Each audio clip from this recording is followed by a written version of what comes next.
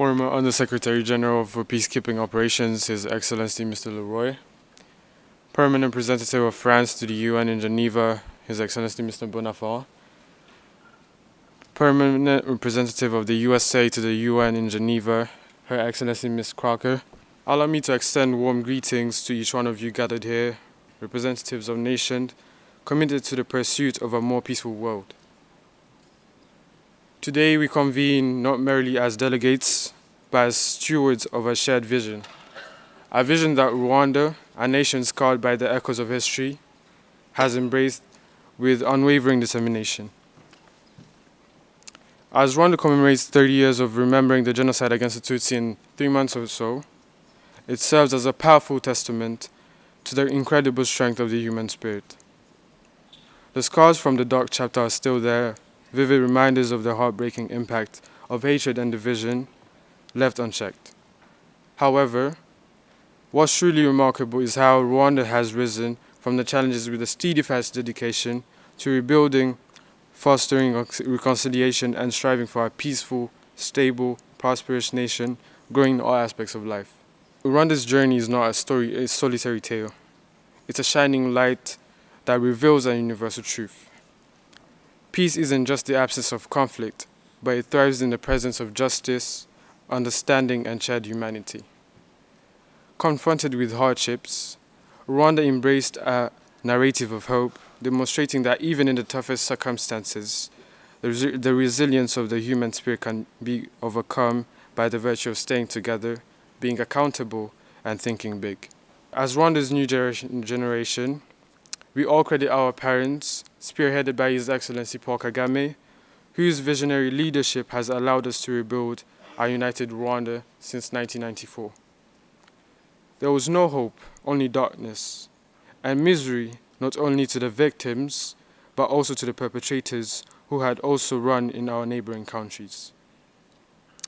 Today, as a result of the above-cited leadership, perpetrators have returned and the majority of them pardoned, cohabitating with the survivors in the same village without scurfing.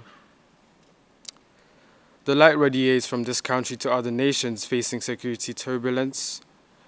Rwanda is ranked amongst the top 4 UN peacekeeping mission contributing nations, but ranks number 2 women peacekeeping missions globally. How did it happen? Rwanda became a family once again. The arms of our people intertwined constitute the pillars of our nation. We hold each other up. Our bodies and minds bear amputation and scars, but none of us is left alone. Together, we have woven tattered threads of our unity into a new tapestry. Sisters became mothers, neighbors became uncles, strangers became friends. Our culture naturally creates new bonds of solidarity, which both console and renew. Rwanda is a family. That is why we still exist, despite the fact that the perpetrators had trapped us in a big hole. The whole world had turned a blind eye, and little did they know that we were seeds that would grow strong again.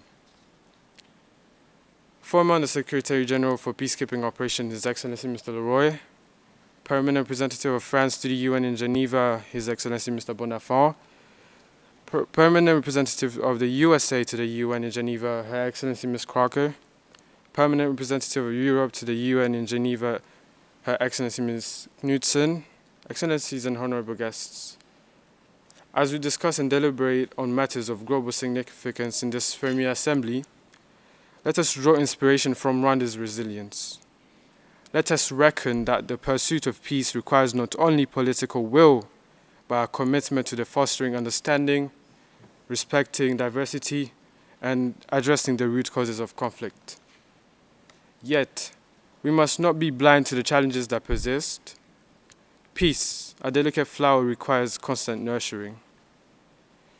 In various corners of the world, conflict persists and the cries for peace remain unheard. It is our collective responsibility to heed these calls and work tirelessly towards creating a world where every nation, like Rwanda, can build a future founded on peace and unity. In the spirit of solidarity, Let us pledge to stand with nations that are on their journey towards peace. Let us learn from Rwanda's example, recognizing that even in the face of seemingly insurmountable challenges, there is always a headway, a path that leads to reconciliation, reconstruction, and the restoration of hope. As Rwanda marks 30 years of commemoration of the genocide against the Tutsi, let us keep in mind that the decision we make and the resolutions we pass should not merely be ink on a paper, but a solemn commitment to building a world where peace reigns supreme. May Rwanda's journey remind us that peace is not a distant dream, but a tangible reality that we can create together. As I conclude my remarks, I call upon the UN and delegates to support the conflicting nations to resolve their conflicts peacefully and that they have much to learn from Rwanda. Thank you very much.